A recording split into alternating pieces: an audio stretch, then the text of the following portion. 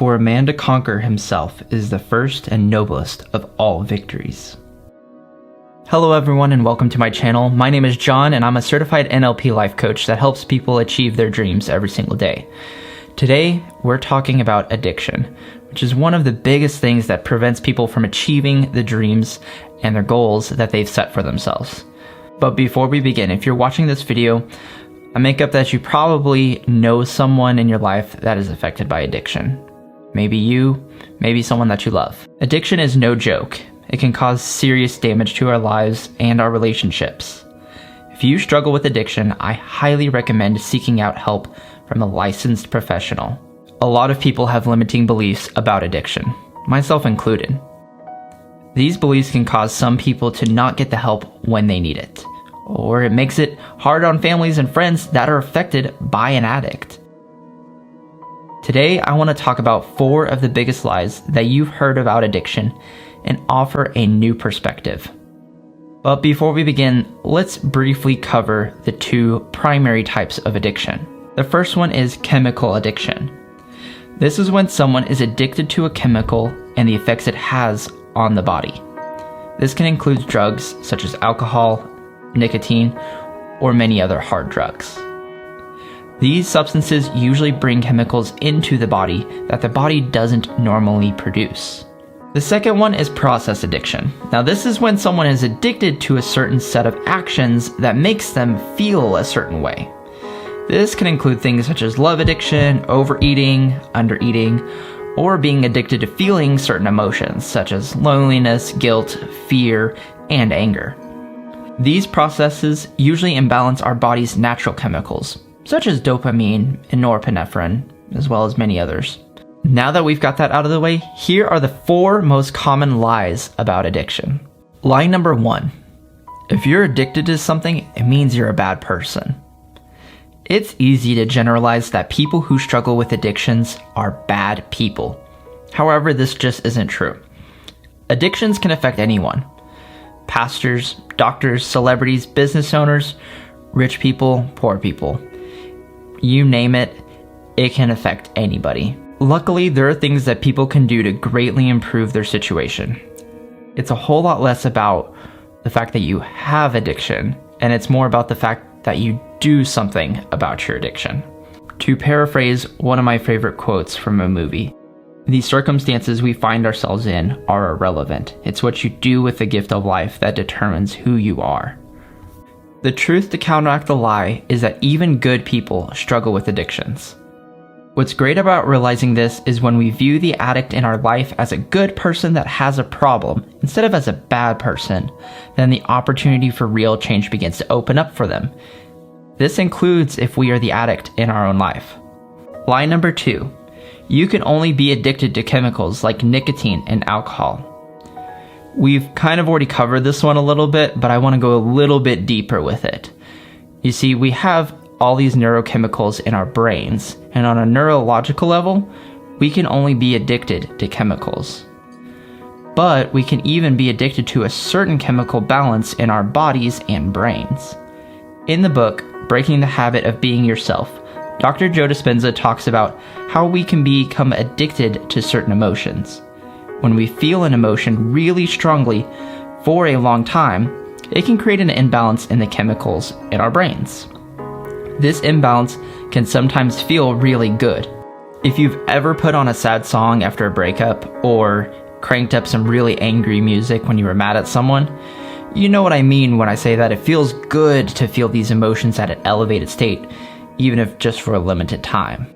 The danger is that eventually we get used to this imbalance, and once you're used to the imbalance, it's commonly accepted that you're addicted to that action that causes you to feel these emotions. Strong or long-term emotions play an important role in the things that we get addicted to. So the truth to counteract this lie is anyone can be addicted to almost anything. As long as it creates an imbalance in the chemicals in your brain and body, it can cause an addiction. Lie number 3. Once you're addicted to something, you're addicted for life. Now this one's actually dependent upon each individual person. And this lie affected me for a really long time. It just always confused me why some people could do certain actions and others couldn't. This is where my NLP coach was super helpful in helping me understand the root cause of addiction. NLP starts off with the understanding that all behavior is a reflection of our beliefs. So if I am addicted to alcohol, for example, and I always turn to it when I'm feeling sad, I'm going to create an addiction, especially if I believe that the alcohol actually helps me. By creating a trigger, the feeling of sadness, and coupling it with a belief that alcohol helps me, then I've created a recipe for addiction. So in a sense, yes, you are addicted for life. But it's kind of like cooking. If you keep mixing the same ingredients together and cooking at the same temperature for the same amount of time, you're gonna get a very similar result every single time. But if we can change a few of those ingredients, you can start getting the results you want out of life. So the truth is, addiction depends on your beliefs about yourself, the actions, your emotions, and any substances or content you're consuming. So belief plus action plus emotion plus content or substance equals addiction. Now it's time for the belief that makes it so hard for people to change and live their life to the fullest. Lie number 4, all addictions are bad or harmful to others.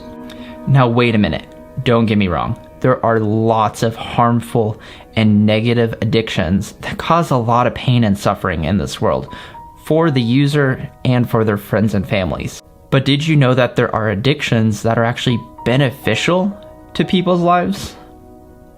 Follow with me for a second. In society, we frequently only label harmful things as addictive. It is possible for us to be addicted to good things, though. Let's think about it for just a moment. Have you ever met someone that couldn't help but smile? Even when people are being rude to them or they're having a bad day, they still had a smile on their face? Now, let's look at that same formula for addiction from earlier. We can see the action, they're smiling, and we can see and hear the emotions in their voice, such as joy and happiness. And if you ask them why they're smiling, I bet most of them have a reason for it, or what we would call a belief. And of course, they're receiving an input of chemicals from their own brain every single time that they smile.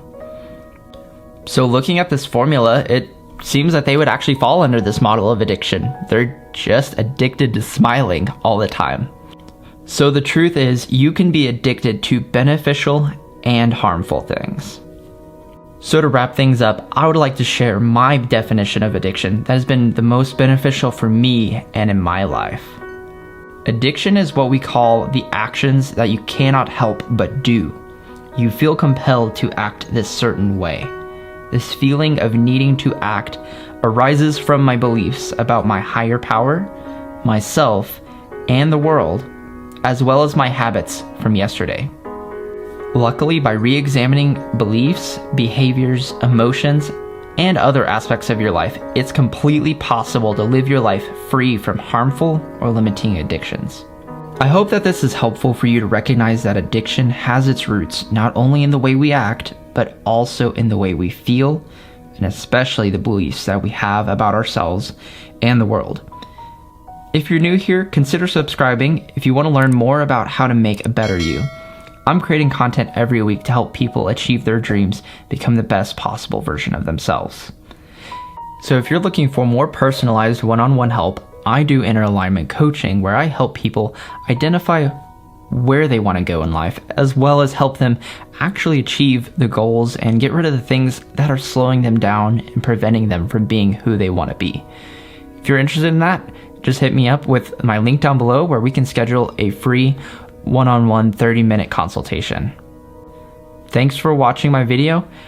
I hope this was helpful, and have a great rest of your day.